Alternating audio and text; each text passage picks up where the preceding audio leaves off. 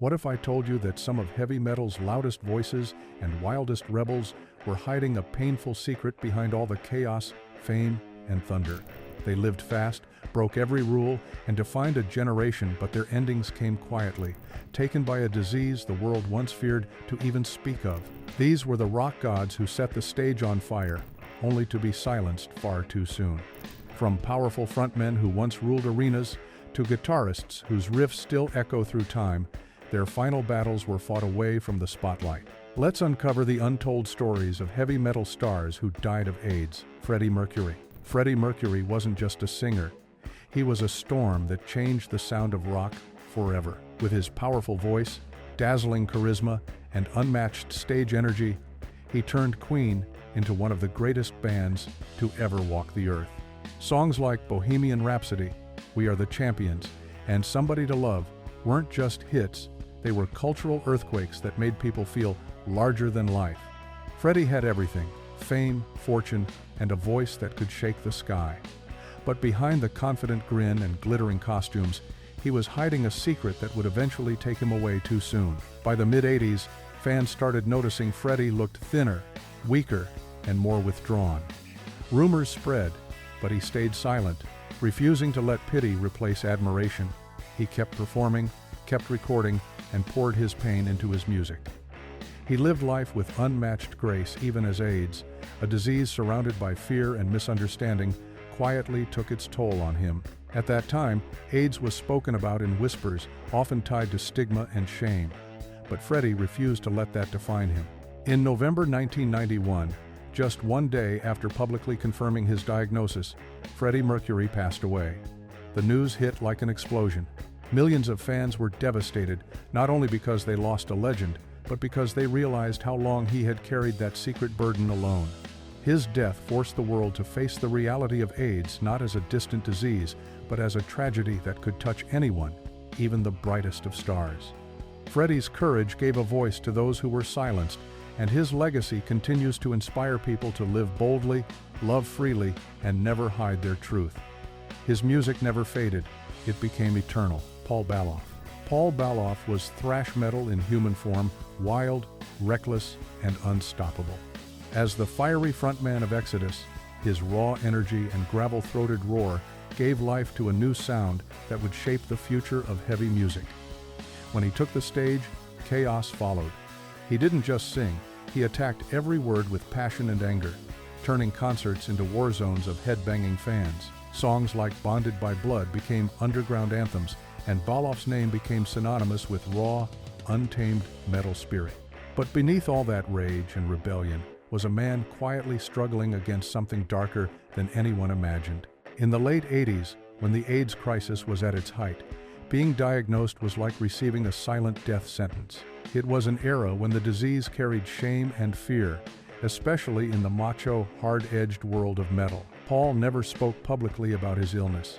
He kept it hidden, masking his pain with the same fire that made him a legend. Those who knew him said he fought hard, determined to keep his spirit alive even as his body grew weaker. His final years were quieter, far from the roaring crowds he once commanded.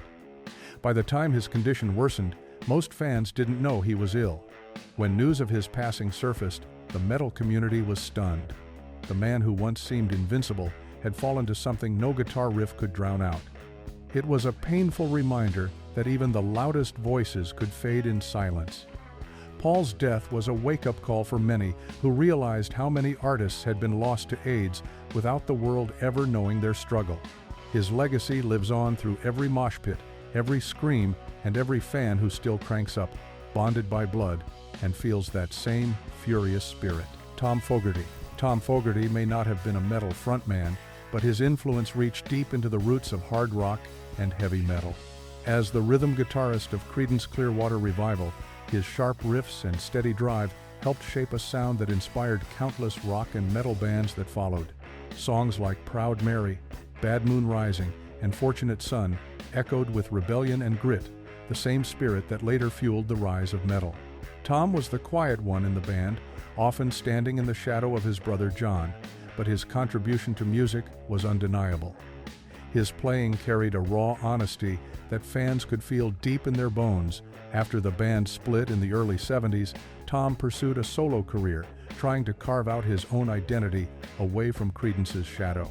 He released several albums and continued performing, though fame never quite treated him as kindly as it had before. Still, he kept making music because that's what he loved most. But in the 80s, his life took a tragic turn. During a routine back surgery, Tom received a contaminated blood transfusion. That blood carried the HIV, a mistake that would seal his fate. Back then, the world barely understood AIDS, and the disease was surrounded by fear and confusion. Tom's health started to decline, but he stayed private, rarely talking about what he was going through. He kept his dignity and his love for music alive until the very end. In 1990, at just 48 years old, Tom Fogerty passed away. His death shocked many who had no idea of his struggle. He became one of the early rock musicians lost to the epidemic, and his story served as a painful reminder of how fragile life could be, even for those who once seemed untouchable. His music still echoes today, steady, soulful, and quietly powerful, just like the man himself. Britt-Boone. Before glam rock glittered under the spotlight, there was Britt-Boone, a name most people didn't know, yet one that shaped the world of theatrical rock that later influenced heavy metal. He was daring, flamboyant, and unapologetically himself in an era that wasn't ready for his kind of boldness. Britt came onto the scene in the early 70s with a look and sound that were way ahead of his time. He was called America's David Bowie, but even Bowie himself admired Britt's originality. He brought opera, glam, and raw emotion into rock, paving the way for bands like Motley Crue and Twisted Sister to embrace theatrics and attitude in metal years later. But while his art was fearless, the world wasn't kind. The industry rejected him for being openly gay, and his career fell apart almost as quickly as it began. He faded from fame, left the stage, and lived quietly, performing under different names in small clubs. Then, in the early 80s, tragedy struck. Britt was diagnosed with AIDS. At that time, the disease was viewed with cruel prejudice, especially against gay men. Jobs disappeared, friends drifted away, and society turned its back. Still, Britt faced it all with dignity. He continued creating music until his body couldn't anymore. In 1983, he passed away alone in his New York apartment at just 36 years old. It was a heartbreaking end for an artist who dared to be different when few would. Yet his influence lived on. His theatrical flair inspired the makeup, costumes, and fearless energy that later defined glam metal. Britt-Boone may have died in silence, but his style and courage echoed through every glitter-covered stage that came after him. He was one of rock's forgotten revolutionaries, the star who burned too bright, too soon. Klaus Nomi. Klaus Nomi was unlike anyone who had ever stepped onto a stage. His look was otherworldly, pale makeup, sharp black and white costumes, and a voice that soared from operatic highs to haunting lows. Though not a heavy metal singer, his theatrical energy, visual boldness, and dramatic performances deeply influenced the glam and metal scenes that exploded in the 80s. Artists like Freddie Mercury, David Bowie, and later countless metal vocalists drew inspiration from his unapologetic eccentricity. Klaus didn't just perform. He created an experience that left audiences both amazed and unsettled, as if they'd seen a glimpse of another dimension. Born in Germany, Klaus moved to New York in the 70s, diving into the city's underground art scene. He became a staple in clubs where punk, performance art, and rock collided. When David Bowie invited him to perform on Saturday Night Live in 1979, Klaus's haunting voice stunned viewers across the world. His fame began to rise, but behind that alien-like persona was a fragile human, fighting something that would soon devastate an entire generation: AIDS. By the early 80s, the disease was spreading rapidly, yet few understood what it was. When Klaus fell ill, even doctors struggled to help. His condition worsened quickly, and the vibrant performer who once commanded the stage grew weak and pale. Many of his friends abandoned him out of fear, a heartbreaking reality faced by so many victims of the early epidemic. Still, Klaus faced it with grace and courage. He spent his final months recording music and writing letters to those who still cared. In 1983, at just 39 years old, he passed away, one of the first major artists lost to AIDS. His death was quiet, but his influence was not. His fearless individuality inspired countless rock and metal performers to embrace theatricality and authenticity. Klaus Nomi became a legend not just for his music, but for showing the world that art could still shine, even in the face of tragedy. Jeff Ward. Jeff Ward was the kind of musician who left a mark on every project he touched. Known for his powerful drumming and raw energy, he played with bands that blurred the line between metal and industrial rock ministry, Nine Inch Nails, Lard, and Revolting Cocks. He wasn't a frontman, but his presence behind the kit was undeniable. Every beat he played carried fury, pain, and intensity. In a world filled with noise, Jeff stood out by giving rhythm to chaos. His talent helped shape the industrial metal sound that became massive in the late 80s and early 90s. Dark, mechanical, and emotional, all at once. But behind the pounding drums and loud guitars, Jeff was fighting demons that few ever saw. Like many musicians of that era, he struggled with personal pain, mental health issues, and the pressures of a lifestyle that never stopped moving. In the midst of that chaos, he contracted HIV, a diagnosis that changed everything. The stigma was unbearable, especially in the heavy metal world, where vulnerability was often hidden behind aggression. He felt trapped, unable to share his struggle without risking judgment or pity. Jeff's health began to decline, and depression soon followed. He withdrew from the scene, distancing himself from the world he once dominated. The people around him later said he carried an unbearable weight, the illness, the fear, the loneliness. In 1993, Jeff Ward took his own life at the age of 30. His death left the industrial metal community in shock. It was more than just the loss of a drummer, it was the loss of a heartbeat that gave power to a generation of sound.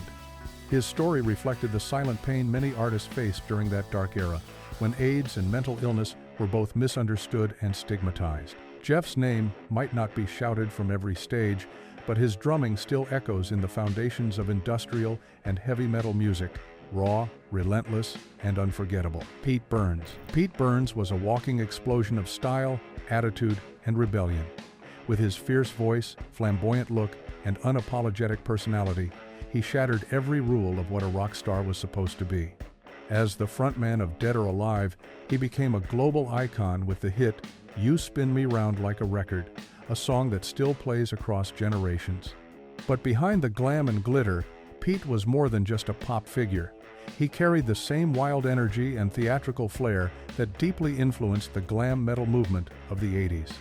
Bands like Poison, Motley Crue, and Twisted Sister drew from that same mix of bold fashion and outrageous confidence that Pete wore like armor. But fame didn't protect him from life's cruel twists. Beneath the bright makeup and fierce comebacks, Pete's personal life was filled with pain. He struggled with identity, endless scrutiny, and the pressure of maintaining his image in a world that rarely accepted difference. During the peak of his career, whispers spread about his health. The truth was heartbreaking. Pete had contracted HIV. At a time when AIDS was spoken about in hushed tones, especially within the macho world of rock and metal, his diagnosis became a private battle. He tried to carry on, but his body weakened over time. The illness, combined with years of surgeries and stress, slowly took its toll. Still, Pete never lost his fire. He stayed outspoken, defiant, and brutally honest until the end. In 2016, his life came to a close at 57, with reports connecting his health complications to the long-term effects of HIV and illness. Pete's death was a sad reminder that behind the outrageous makeup and fearless words was a man who had fought harder than most ever knew. His boldness helped pave the way for self-expression in music, showing that being different wasn't a weakness, it was power. These heavy metal legends burned bright on stage, defying every rule. But behind the chaos and fame, they faced a disease that took so many too soon. Their courage pushed boundaries, shattered stigma, and reminded us that even the loudest hearts can break quietly. But their voices didn't die. Every scream, every riff, every note they left behind still carries their fire. So the real question is, how will you remember them? Will you let their names fade into history? Or will you keep their sound alive by sharing their stories, their songs, and their message? If these legends moved you, Don't let their legacy go silent. Hit that like button, share this video with every rock and metal fan you know, and subscribe for more untold stories from the wild world of music.